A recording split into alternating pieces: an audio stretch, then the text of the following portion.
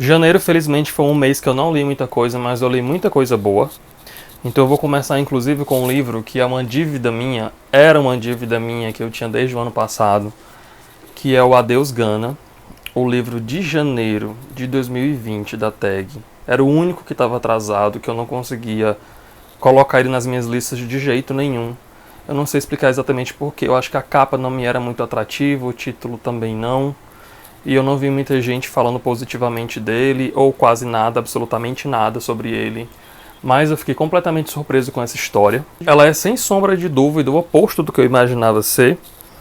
Eu estava vindo de uma leva de muitos livros que se passavam na África, livros de autores africanos, então eles sempre têm uma conotação um pouco similar, assim, tem uma aura que permanece em todos eles, não sei exatamente o porquê, pelo menos nos que chegam até a mim, eu tenho essa leve impressão. Mas esse daqui não. Esse daqui é uma história muito contemporânea, muito cosmopolita até. Não que a África não seja cosmopolita, mas eu acho que é uma visão que a gente tem, né, a respeito dessas histórias e que acaba refletindo no que eu estou dizendo agora. A gente está muito habituado naquelas tramas que envolvem tribos e religiões que a gente não conhece com tanta profundidade. Mas enfim, não que esse livro não tenha, ele até tem, mas é bem mais discreto. E é uma história que se passa muito ali pelos Estados Unidos, então existe uma aparente saída de lugar comum, né, do que geralmente os livros que a gente tem acesso, que se passam na África, enfim, estou me prolongando demais. É uma trama que é focada na história de uma família, onde o patriarca ele é morto, né, ele morre na verdade, ele não é morto, ele morre de causas naturais logo no início da história, isso não é spoiler nenhum. Mas o fato dele morrer acaba trazendo à tona todos os filhos e a história da mãe junto. Eles não vivem mais na mesma casa desde muito tempo. Esse pai largou e abandonou a família quando os filhos ainda eram muito pequenos, muito jovens. E a partir do momento em que acontece essa morte, a gente vai resgatando todos os acontecimentos, né, desde a infância, a adolescência, a fase adulta de cada um dos filhos. É uma família bem grande, que tem gêmeos, que tem alguns filhos que não se falam mais por algum motivo que a gente desconhece, que mais pra frente a gente vai ter acesso a isso. A relação desse pai com a esposa, com a mãe e com a atual esposa também. Então é um drama familiar daqueles bem típicos, né, com todas as temáticas que a gente gosta. Eu adoro dramas familiares. Então eu quase favoritei esse livro. Eu dei nota máxima para ele, mas faltou pouco para eu favoritar. É um livro um pouco grandinho, mas é uma leitura que ela corre muito bem. Então tá super indicado o Adeus Gana, da Taiye Selasi. Logo depois eu queria uma coisa mais leve, uma coisa que, sei lá, me trouxesse um pouco de ar mais tranquilo, mais aprazível talvez. E aí eu peguei esse daqui que eu ganhei de aniversário, do Rafa, sei lá, uns 2 anos atrás ou mais. O Homem de Lata, da Sarah Winnan. Alguma coisa nesse sentido. E eu não sabia de nada da história, eu simplesmente peguei porque ele tinha uma... Pra mim o amarelo é sinônimo de felicidade, eu acho uma cor que me passa uma positividade. Acho que foi por isso que eu peguei esse livro. Tava um pouco enganado, talvez. Aqui a história é concentrada na figura desse homem, que eu não recordo agora o nome, mas ele trabalha numa espécie de siderúrgica. Ele trabalha com metais, assim, acho que por isso o nome do livro O Homem de Lata. E é uma história que, assim como o da Selasi, o Adeus Gana, ele também é contado em retrocesso. Então esse narrador, ele vive ali numa solidão constante, a esposa dele já é falecida, ele acaba tendo uma proximidade com os jovens que vão morar ali ao lado da casa dele, é uma cidade universitária, então existe essa proximidade dele com esse grupo de pessoas, e ali ele vai encontrando de repente outras visões e outras perspectivas da vida, e a gente vai sendo apresentado também ao passado dele com o pai, com a mãe.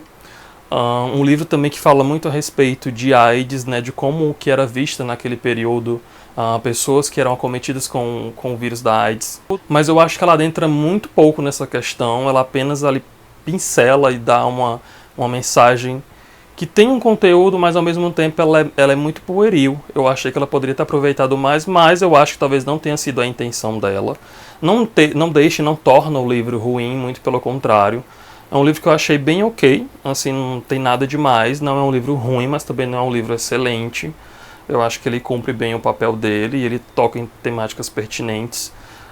Fala um pouco a respeito sobre homossexualidade, bissexualidade, solidão, né, as agruras, né, de se viver numa constante solidão, mesmo estando próximo de outras pessoas, né, estar junto de alguém, estar junto de outras pessoas não quer dizer nada. Em termos de companhia, você pode se sentir completamente sozinho, arrodeado de pessoas, enfim. É um livro que provoca algumas reflexões, caso você se disponha a isso. Eu gostei, achei um livro ok. Logo depois eu peguei o livro de janeiro, da Tag, para não atrasar, que nem eu fiz com o da Celazia no passado, A Mulher Ruiva, do Pamuk. E eu estava com expectativa muito alta, porque eu sempre ouvi maravilhas do Pamuk, eu sempre quis ler as histórias dele, mas são livros bem caros, né? Venhamos e convenhamos, os livros do Pamuk são bem caros. Ganhador do Nobel, um autor turco, eu acho a capa bem bonita. E eu gostei mais do início desse livro do que do final. Eu acho bem interessante a maneira como ele inicia essa história. Às vezes dá uma visão bem filosófica, bem espiritualizada até. Existe um quê de duplo sentido, de vários significados, uma questão meio psicológica. Ou então fui eu que pintei ele dessa forma, não sei, talvez tenha sido isso. Mas a trama de um garoto que ele vai ajudar um cavador de poços ali, não recordo agora em qual cidade da Turquia, mas é uma cidade bem pequena. E acontece um determinado fato que acaba fazendo com que ele perca o contato com esse cavador de poços, e ele tem uma questão paterna muito mal resolvida, e ele passa a enxergar nesse cara, talvez, uma figura paterna mais acessível do que de fato o pai dele. É lá nessa cidade que ele conhece também a mulher ruiva que dá título aqui à história, que muda drasticamente a vida dele, e ela retorna muitos anos depois, quando ele já mudou completamente de vida, a visão dele de mundo também já mudou, ele já é casado, ele é uma pessoa sem filhos, então essa questão paterna ela retorna, é um ciclo que se fecha e se abre continuamente, e a palavra pai, paternidade, ela vai vir nesse livro de várias formas, em vários momentos. Existe toda uma discussão também a respeito dos textos que essas pessoas leem durante a narrativa. Então é até interessante para quem já teve acesso a outros textos que são mencionados aqui. Eu acho que pode ser uma experiência bem rica, caso você já tenha feito isso. É um livro bom também, assim, não achei extraordinário, mas é bem bom sim. E talvez eu tenha me desapontado um pouco, porque eu estava realmente com a expectativa alta por conta de tudo que eu já vi do Pamuk. Mas não é um livro ruim, é um livro bom, tá? Daí, para finalizar, eu peguei finalmente Os Segredos, do Dominique Starnone, que eu já tenho desde agosto na minha estante. Um livro que eu tinha prometido ler com a Bárbara e com o Matheus, por conta do nosso clube do Starnone, que agora mudou um pouco a maneira como a gente faz a escolha das leituras. Possivelmente a gente vai, sei lá, ler muito ocasionalmente, mas sempre que o Domenico lançar alguma coisa a gente vai estar com ele em mãos.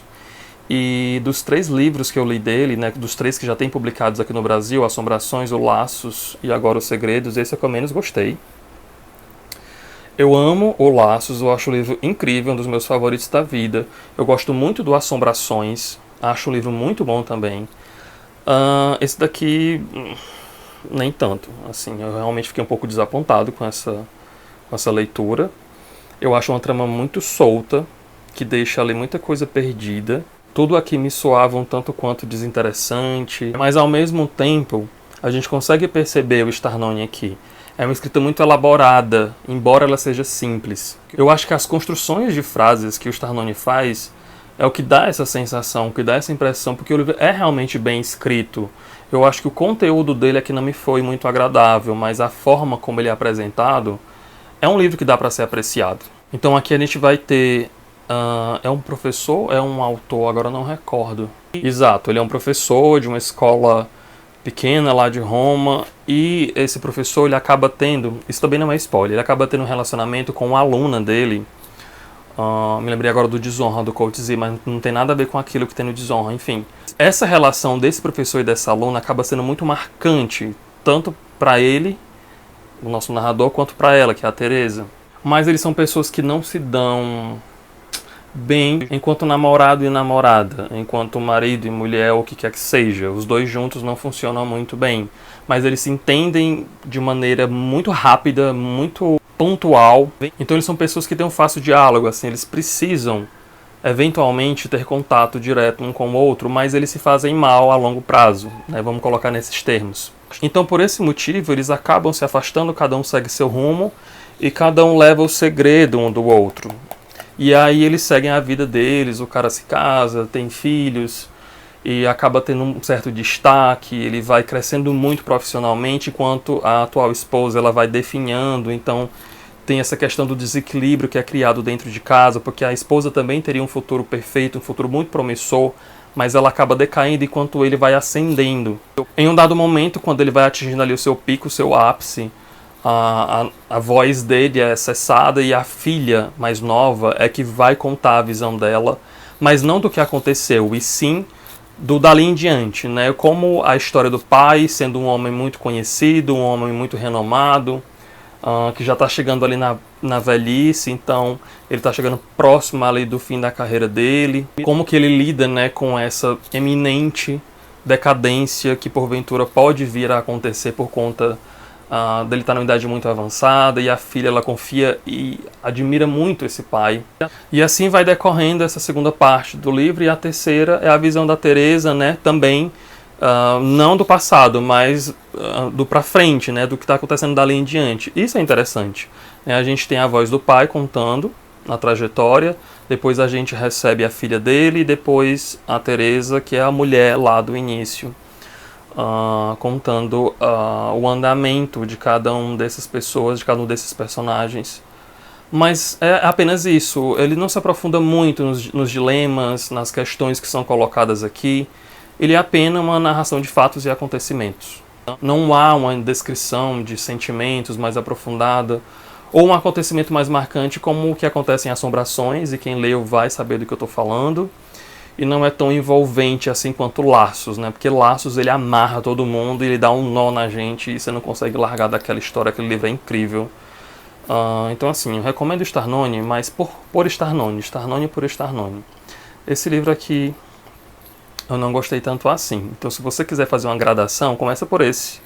Vai para Assombrações e depois para o Laços. Ou então se você quiser começar nas cabeças, vai para o Laços. Então foram essas as minhas leituras do mês de janeiro. Me diz lá nos comentários se você já leu alguma delas e vamos continuar conversando lá. Coloca também o que você leu no mês, porque aí eu já pego as recomendações e já incluo talvez na de fevereiro, na de março, agora em 2021, quem sabe. Vou deixar lá no box da descrição os links das redes sociais, o link da compra dos livros e o link geral da Amazon. Se você fizer qualquer compra por lá, você ajuda o canal. Então você pode utilizar à vontade, fazer algum outro comentário caso você queira. Avalie o vídeo, obrigado por ter assistido e até mais.